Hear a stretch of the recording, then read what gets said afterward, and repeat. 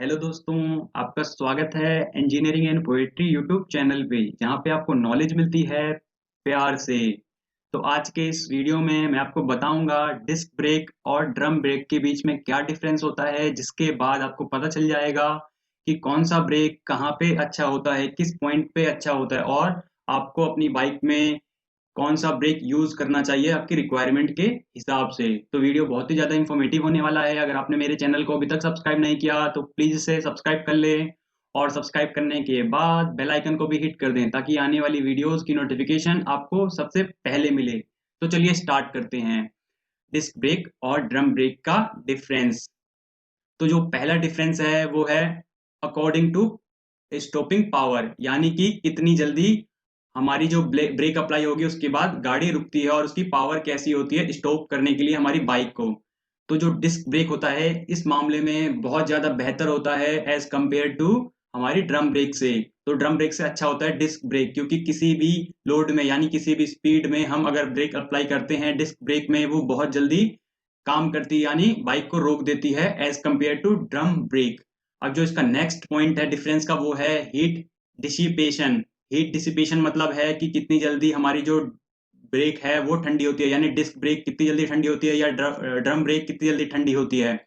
तो इस मामले में भी हमारी जो ड्रम ब्रेक होती है वो काफी कम होती है, मींस अच्छी नहीं होती है as compare to disc brake, क्योंकि जो डिस्क ब्रेक होता है उसके अंदर होल्स प्रोवाइडेड होते हैं और वो ब्रेक हमारी व्हील्स में लगी होती है बाहर, तो वो जल्दी ठंडी हो जाती है। जबकि ड्रम ब्रेक जो होती है वो व्हील्स के अंदर होती है, उसके सारे कंपोनेंट्स, तो उसमें से हीट जल्दी निकल नहीं पाती और जल्दी ठंडी नहीं हो पाती, जिसके कारण हमारी जो लाइफ होती है ब्रेक की वो भी कम होती है। अब उसके बाद हम बात करते हैं नेक्स्ट डिफरेंस की। तो नेक्स्ट डिफरेंस है हमारा व्हील लॉकअप।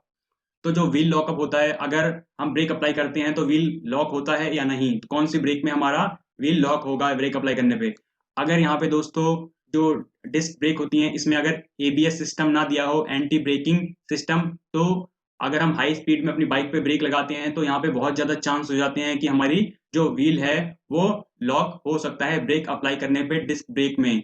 लेकिन अगर उसमें एबीएस सिस्टम है, एंटी ब्रेकिंग सिस्टम है, तो वो लॉक नहीं होता है। लेकिन अगर नहीं होगा तो वो लॉक हो जाएगा। लेकिन जो ड्रम ब्रेक होती है उसमें ऐसी कोई प्रॉब्लम नहीं आती, मींस उसमें हीट जो हमारा व्हील लॉकअप है वो नहीं आता है। अब जो नेक्स्ट पॉइंट है वो है हमारा स्टॉपिंग डिस्टेंस। जैसा कि फर्स्ट पॉइंट में मैंने आपको बताया स्टॉपिंग पावर के बारे में कि जो हमारा डिस्क ब्रेक होता है वो बहुत ज्यादा बेहतर होता है। तो जो हमारा डिस्क ब्रेक होता है वो बहुत ही कम डिस्टेंस में ही हमारी बाइक्स को रोक लेता है as compare to drum brake, क्योंकि जो एफिशिएंसी होती है, इफेक्टिवनेस होता है कि ब्रेक कितनी जल्दी अप्लाई करते हैं और तुरंत ही बाइक को रोक ले, वो डिस्क ब्रेक का बहुत ज्यादा होता है as compare to drum brake. इसलिए हमारी आजकल की बाइकों में डिस्क ब्रेक का यूज किया जाता है सेफ्टी पर्पज से। अब जो हमारा नेक्स्ट पॉइंट है, फिफ्थ पॉइंट, वो है व्हील डैमेज। व्हील डैमेज यहाँ पे एक इंपॉर्टेंट पॉइंट है।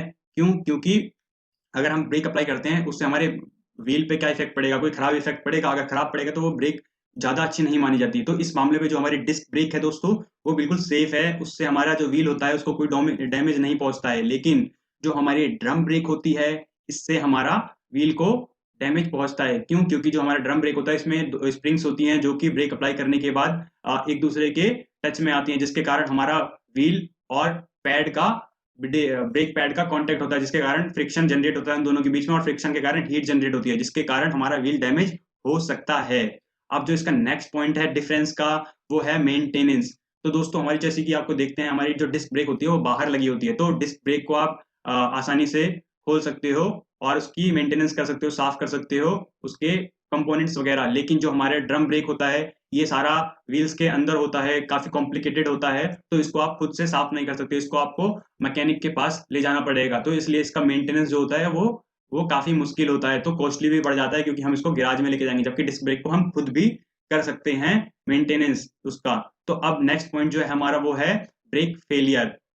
ब्रेक फेलियर यहाँ पे एक इंपॉर्टेंट पॉइंट है। मान लो अगर ब्रेक फेलियर हो जाता है तो आपकी बाइक नहीं रुक सकती, आपका एक्सीडेंट हो सकता है, कोई भी आपके साथ दुर्घटना हो सकती है।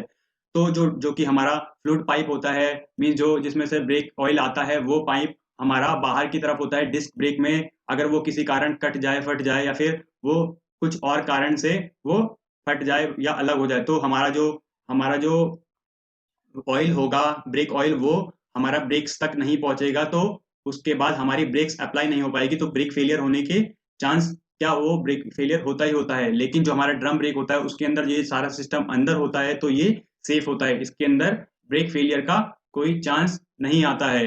अब इसके बाद जो हम नेक्स्ट पॉइंट की तरफ आगे बढ़ते हैं, तो हमारा जो नेक्स्ट पॉइंट है वो है brake fluid viscosity. Brake fluid viscosity means fluid की एफिशिएंसी, ब्रेक फ्लूइड की एफिशिएंसी। मान लो अगर आपकी जो बाइक में डिस्क ब्रेक लगा हुआ है और वो बहुत दिन से खड़ी हुई है या फिर बहुत कम चलती है, तो उसकी जो हमारी ब्रेक फ्लूइड की विस्कोसिटी होगी, यानी ब्रेक फ्लूइड की एफिशिएंसी होगी, वो कम हो जाएगी। जिसके बाद अगर आप ब्रेक अप्लाई करते हो, गाड़ी चलाते हो बहुत दिनों बाद या फिर बहुत लंबे समय बाद, तो आपको देखने को मिलेगा कि आपकी ब्रेक सही से अप्लाई नहीं हो पा रही है। तो इस कंडीशन में हमारी ब्रेक की लाइफ कम हो जाती है। लेकिन जो ड्रम ब्रेक होता है उसमें आपको ऐसी कोई भी दिक्कत देखने को नहीं मिलेगी, वो लंबे समय तक चलती है। अब इसके बाद हम बात करते हैं नेक्स्ट डिफरेंस की, वो है हमारा ब्रेकिंग टेक्निक। ब्रेकिंग टेक्निक क्या होती है? जैसे हम ब्रेक अप्लाई करते हैं तो वो कितनी जल्दी काम करती है, मीन्स जो हमारा डिस्क ब्रेक होता है उसकी ब्रेकिंग टेक्निक काफी अच्छी होती है, मीन्स वो जल्दी तो रोक लेता है। लेकिन अगर आप रेनी एरिया में उस बाइक को यूज करते हो, डिस्क ब्रेक वाली बाइक को, तो आपकी बाइक स्लिप हो सकती है, जिससे आपका एक्सीडेंट होने का चांस होता है। लेकिन जो ड्रम ब्रेक होता है वो रेनी एरिया में के लिए ज्यादा अच्छी होती है, क्योंकि उसका ब्रेक लगाने पे हम फिसलते नहीं हैं रेनी एरिया में भी। तो इस मामले में अगर रेनी एरिया में आप बात करी जाए तो ब्रेक की टेक्निक काफी अच्छी होती है हमारी ड्रम ब्रेक की। अब इसके बाद लास्ट पॉइंट पे आते हैं जिसका सबको जानना होता है, कि जैसा कि आपको पता है कॉस्ट, जो कॉस्ट होती है हमारे डिस्क ब्रेक की वो काफी ज्यादा होती है एज कम्पेयर टू हमारे ड्रम ब्रेक के, क्योंकि इसमें ये तो एक नई टेक्नोलॉजी है और इसमें कंपोनेंट भी ज्यादा यूज होते हैं, तो ये हमारी ज्यादा महंगी आती है, क्योंकि डिस्क ब्रेक की जो डिजाइन होता है वो महंगा होता है, मैन्युफैक्चरिंग महंगी होती है, तो डिस्क ब्रेक की कॉस्ट बढ़ जाती है, जिसके कारण हमारी बाइक की भी कॉस्ट जो होती है वो बढ़ जाती है। लेकिन ड्रम ब्रेक की कॉस्ट जो होती है डिस्क ब्रेक के मुकाबले बहुत कम होती है, और इस ड्रम ब्रेक वाली जो बाइक होती है वो सस्ती आती है एज कम्पेयर टू हमारे डिस्क ब्रेक वाली बाइक के। तो ये थे आपके डिफरेंस, जिससे आपको पता चला कौन सी बाइक आपको लेनी चाहिए, कौन सी ब्रेक वाली, मीन्स डिस्क ब्रेक या ड्रम ब्रेक। आप अपने अपने रिक्वायरमेंट के हिसाब से अपनी बाइक ले सकते हैं इसके बाद। तो अगर आपको ये वीडियो अच्छी लगी हो तो लाइक कर सकते हैं, कमेंट कर सकते हैं, और चैनल को सब्सक्राइब ना किया हो तो प्लीज इसे सब्सक्राइब कर सकते हैं। Thank you.